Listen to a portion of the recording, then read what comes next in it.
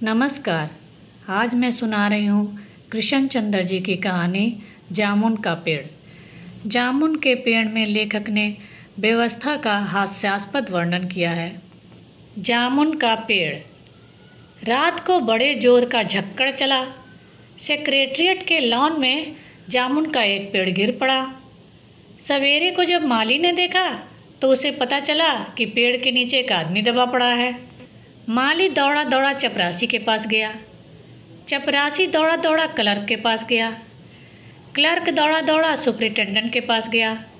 Superintendent दौड़ा दौड़ा lawn में आया। मिनटों में गिरे हुए पेड़ के नीचे दबे हुए आदमी के चारों ओर भीड़ इकट्ठी हो गई। बेचारा जामुन का पेड़ कितना फलदार था, एक क्लर्क बोला।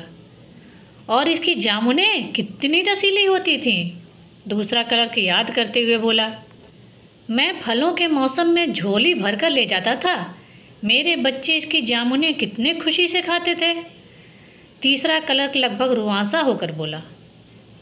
मगर यह आदमी, माली ने दबे हुए आदमी की तरफ इशारा किया। हाँ, यह आदमी।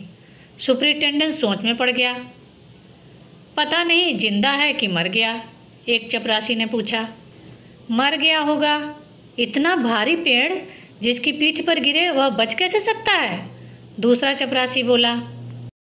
नहीं, मैं जिंदा हूँ, दबे हुए आदमी ने बड़ी कठिनता से कराते हुए कहा। जिंदा है, एक क्लर्क ने ताज्जुब से कहा। पेड़ को हटाकर इसे जल्दी से निकाल लेना चाहिए, माली ने सुझाव दिया।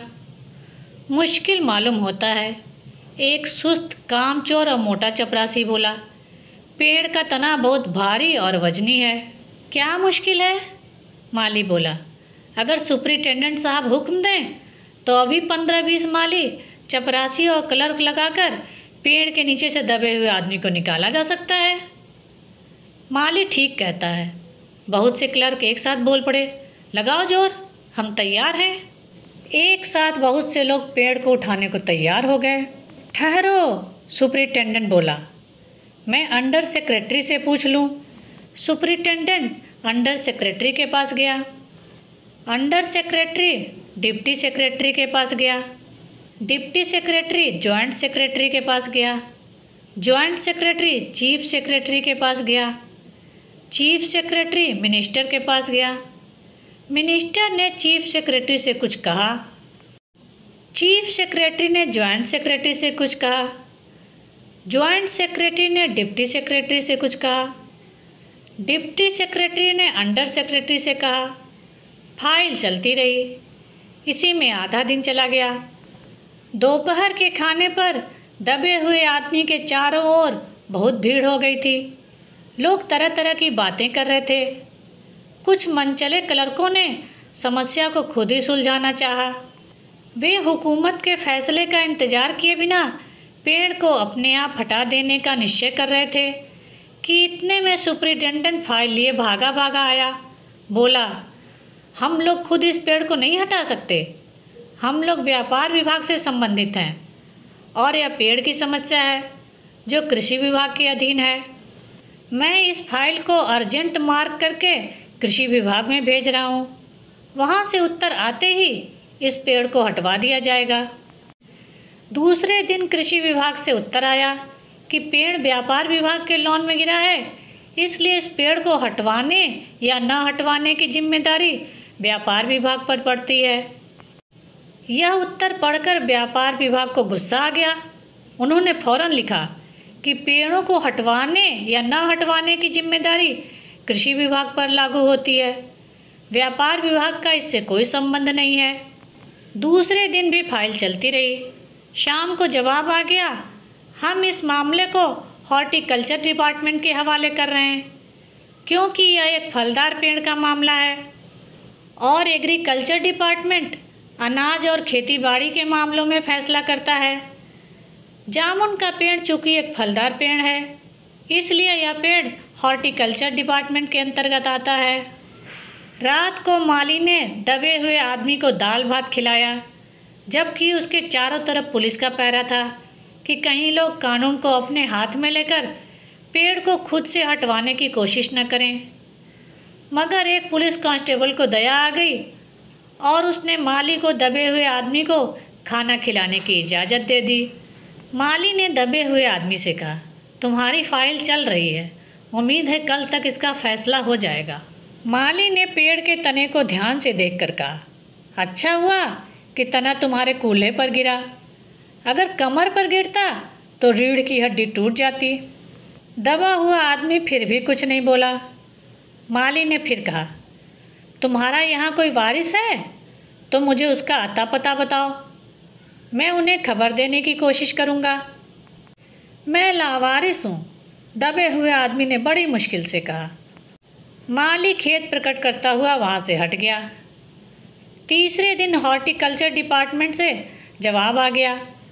बड़ा कड़ा जवाब था और व्यंग्यपूर्ण।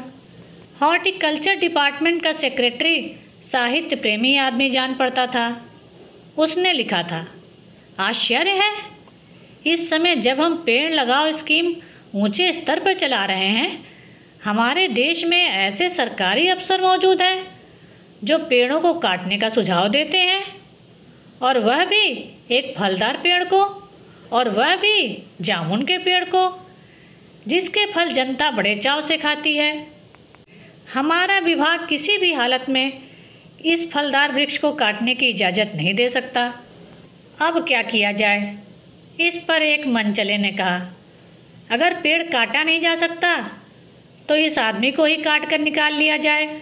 यह देखिए, उस आदमी ने इशारे से बताया, अगर इस आदमी को ठीक बीच में से यानी धड़ से काटा जाए तो आधा आदमी इधर से निकल आएगा, आधा आदमी उधर से बाहर आ जाएगा और पेड़ वहीं का वहीं रहेगा। मगर इस तरह तो मैं मर जाऊंगा। दबे हुए आदमी ने आपत्ति प्रकट करते हुए कहा, यह भी ठीक कहता है, एक क्लर्क बोला। आदमी को काटने वाली युक्ति प्रस्तुत करने वाले ने भरपूर विरोध किया। आप जानते नहीं हैं, आजकल प्लास्टिक सर्जरी कितनी उन्नति कर चुकी है। मैं तो समझता हूँ अगर इस आदमी को बीच में से काट कर निकाल लिया जाए तो प्लास्टिक सर्जरी से धड़ के स्थान से इस आदमी को फिर से जोड़ा जा सकता है।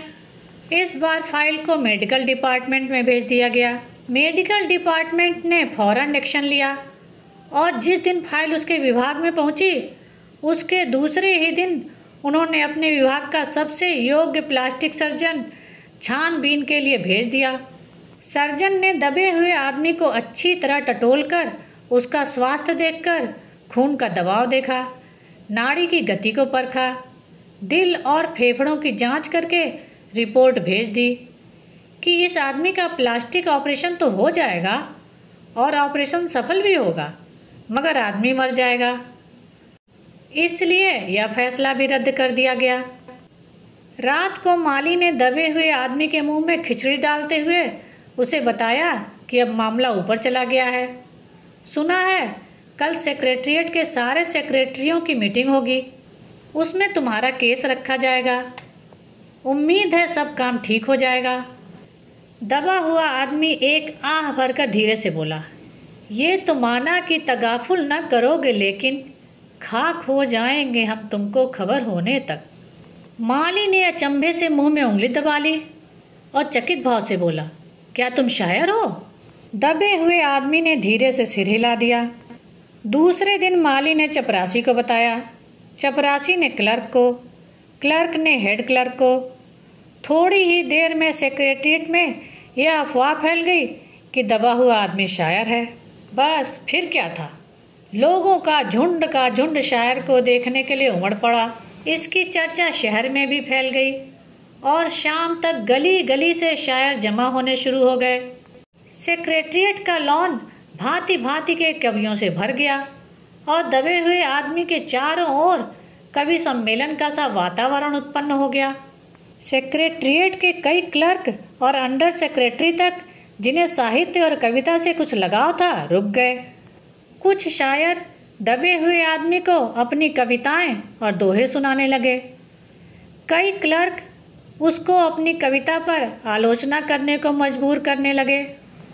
जब यह पता चला कि दबा हुआ आदमी एक कवि है, तो सेक्रेटरिएट की सब कमेटी ने फैसला किया कि चूंकि दबा हुआ आदमी एक कवि है, इसलिए इस फाइल का संबंध न एग्रीकल्चरल डिपार्टमेंट से है न हॉर्टिकल्चरल डिपार्टमेंट से, बल्कि सिर्फ कल्चरल डिपार्टमेंट से है। कल्चरल डिपार्टमेंट से अनुरोध किया गया कि जल्द से जल्द मामले का फैसला करके अभागे कवि को इस फलदार पेड़ से छुटकारा दिलाया जाए। फाइल कल्चरल डिपार्टमेंट के अनेक विभागों से गुजरती हुई साहित्य अकादमी के सेक्रेटरी के पास पहुंची। बेचारा सेक्रेटरी उसी समय अपनी गाड़ी में सवार होकर सेक्रेटरिएट पहुंचा और दबे हुए आदमी से इंटरव्यू लेने लगा। तुम कवि हो? उसने पूछा। जी हाँ, दबे हुए आदमी ने जवाब दिया। किस उपनाम से शोभित हो? ओस। ओस? सेक्रेटरी जोर से चीखा। क्या तुम वही ओस हो जिसका गद्य संग्रह ओस के फूल अभी हाल में प्रकाशित हुआ है? दबे हुए कवि ने हुंकार में सिर हिलाया। क्या तुम हमारी अकादमी के मेंबर हो? सेक्रेटरी ने पूछा। नहीं। आश्चर्य है, सेक्रेटरी जोर से चीखा। इतना बड़ा कवि, ओस के फूल का लेखक, और हमारी अकादमी का मेंबर नहीं है? उफ, कैसी भूल हो गई हमसे। कितना बड़ा कवि और कैसी अंधेरी गुमनामी में दबा पड़ा है। गुमनामी में नहीं, एक पेड़ के नीचे दबा हूँ। कृपया मुझे इस पेड़ के नीचे से निकालिए।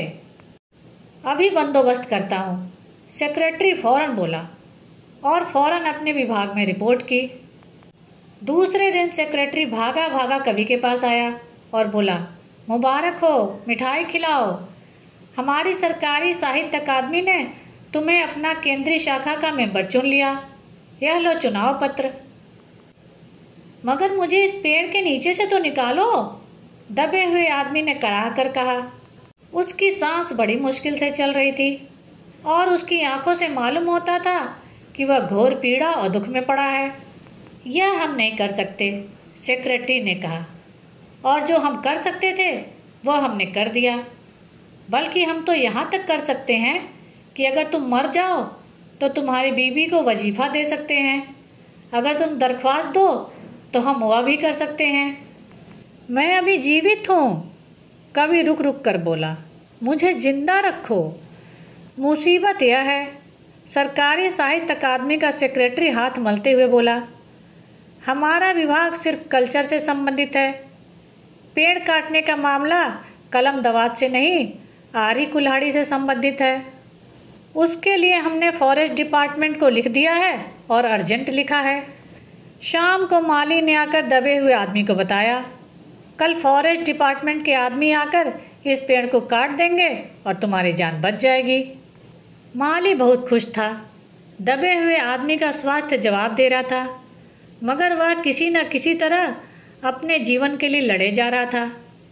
कल सवेरे तक किसी न किसी तरह उसे जीवित रहना है। दूसरे दिन जब फॉरेस्ट डिपार्टमेंट के आदमी आरी कुल्हाड़ी लेकर पहुंचे तो उनको पेड़ काटने से रोक दिया गया। मालूम हुआ कि विदेश विभाग से हुक्म आया है इस पेड़ को न काटा जाए। कारण यह था कि इस पेड़ को 10 साल पहले पिटोनिया राज्य के प्रधानमंत्री ने सेक्रेटरिएट के लॉन में लगाया था। अब अगर यह पेड़ काटा गया तो इस बात का काफ़ी अंदेशा था कि पिटोनिया सरकार से हमारे संबंध सदा के लिए बिगड़ जाएंगे। मगर एक आदमी की जान का सवाल है, एक क्लर्क चिल्लाया। दूसरी ओर 2 राज्यों के संबंधों का सवाल है, दूसरे क्लर्क ने पहले क्लर्क को समझाया। और यह भी तो समझो कि पिटोनिया सरकार हमारे राज्य को कितनी सहायता देती है। क्या हम उनकी मित्रता की खातिर एक आदमी के जीवन का भी बलिदान नहीं कर सकते? कवि को मर जाना चाहिए, निसंदेह। अंडर सेक्रेटरी ने सुपरिटेंडेंट को बताया, आज सवेरे प्रधानमंत्री दौरे से वापस आ गए हैं। आज 4 बजे विदेश विभाग इस पेड़ की फाइल उनके सामने पेश करेगा। वे जो फैसला देंगे वही सबको स्वीकार होगा। शाम के 5 बजे स्वयं सुपरिटेंडेंट कवि की फाइल लेकर उसके पास आया। सुनते हो? आते ही वह खुशी से फाइल को हिलाते हुए चिल्लाया, प्रधानमंत्री ने इस पेड़ को काटने का हुक्म दे दिया और इस घटना की सारी अंतर्राष्ट्रीय जिम्मेदारी अपने सिर ले ली है। कल यह पेड़ काट दिया जाएगा और तुम इस संकट से छुटकारा हासिल कर लोगे। सुनते हो, आज तुम्हारी फाइल पूर्ण हो गई। मगर कवि का हाथ ठंडा था। आंखों की पुतलियां निर्जीव और चींटियों की एक लंबी पांत उसके मुंह में जा रही थी। उसके जीवन की फाइल भी पूर्ण हो चुकी थी। धन्यवाद। मेरे चैनल को लाइक करें, ज़्यादा से ज़्यादा शेयर करें और सब्सक्राइब करें।